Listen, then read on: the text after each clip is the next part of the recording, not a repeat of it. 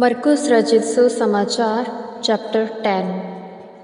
तालाक का प्रश्न। वह वहाँ से उठकर यरदन नदी के पार यहूदिया क्षेत्र में आया और भीड़ फिर उसके पास इकट्ठी हो गई और अपनी रीति के अनुसार वह उन्हें फिर से उपदेश देने लगा। तब कुछ फरीसी उसकी परीक्षा करने के लिए उसके पास आए और उससे पूछने लगे कि क्या किसी पुरुष के लिए अपनी पत्नी को त्याग देना न्यायोचित है। उसने उनसे कहा, मूसा ने तुम्हें क्या आज्ञा दी है?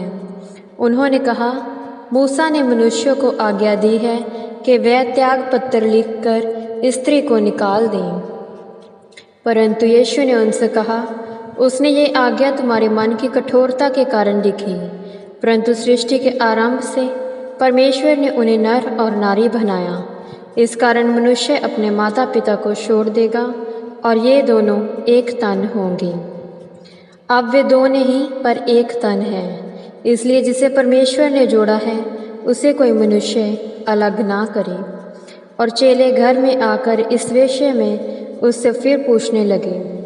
उसने उनसे कहा, जो कोई अपनी पत्नी को तलाक देकर दूसरी स्त्री से विवाह करे वह उसके विरुद्ध व्यभिचार करता है।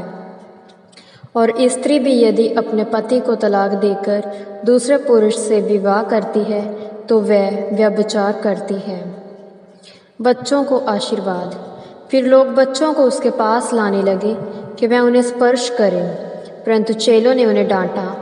यीशु ने जब ये देखा तो क्रोध होकर उनसे कहा, बच्चों को मेरे पास आने दो, उन्हें मना ना करो, क्योंकि परमेश्वर का राज्य ऐसों का ही है। मैं तुमसे सच कहता हूँ, जो कोई परमेश्वर के राज्य को बच्चे की भांति ग्रहण नहीं करता वह उसमें प्रवेश न करने पाएगा।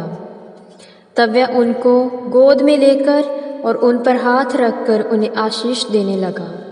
और जब वह यात्रा पर जाने को था तो एक मनुष्य दौड़ता हुआ उसके पास आया और घुटने टेक कर उससे पूछने लगा, हे उत्तम गुरु, तू भला है, अनंत जीवन का अधिकारी होने के लिए मैं क्या करूं? यीशु ने उससे कहा, तू मुझे उत्तम क्यों कहता है?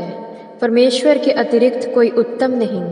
तू आज्ञाओं को तो जानता है, हत्या ना करना, व्यभिचार ना करना, चोरी ना करना, झूठी साक्षी ना देना, छल ना करना, अपने माता और अपने पिता का आदर करना। उसने उनसे कहा, हे गुरु, मैं बचपन से ही इन सब बातों का पालन करता आया हूँ। उसे देखकर यीशु को प्यार आया और उसने कहा, तुझ में अब भी एक बात की कमी है। जा, जो कुछ तेरा है उसे बेचकर गरीबों में बांट दे और तुझे स्वर्ग में धन मिलेगा, और आकर मेरे पीछे चल। ये वचन सुनकर उसका मुंह मलान हो गया और वह दुखी होकर वहाँ से चला गया, क्योंकि वह बहुत धनी था। यीशु ने चारों ओर देखकर अपने चेलों से कहा, धनवानों के लिए परमेश्वर के राज्य में प्रवेश करना कितना कठिन है।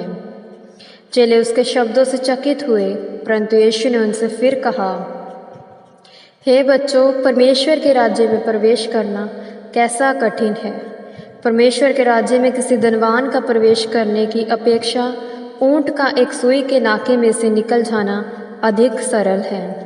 वे और भी अधिक विस्मित हुए और पूछने लगे, तब किसका उद्धार हो सकता है? यीशु ने उनकी ओर देखकर कहा, मनुष्यों के लिए यह असंभव है, परंतु परमेश्वर के लिए नहीं, क्योंकि परमेश्वर के लिए सब कुछ संभव है। पतरस उससे कहने लगा, देख, हम तो सब कुछ छोड़कर तेरे पीछे हो लिए हैं। यीशु ने कहा, मैं तुमसे सच सच कहता हूँ, ऐसा कोई नहीं जिसने मेरे और सुसमाचार के कारण घर या भाइयों या बहनों या माता या पिता या बच्चों या खेतों को छोड़ दिया हो, और वह अब इस वर्तमान समय में घरों, भाइयों, बहनों, माताओं, बच्चों और खेतों को 100 गुना अधिक न पाए, प्रस्ताव के साथ और आने वाले युग में अनंत जीवन। परंतु बहुत से जो प्रथम हैं अंतिम होंगे और जो अंतिम हैं प्रथम होंगे। अपनी मृत्यु और अपने पुनरुत्थान की भविष्यवाणी।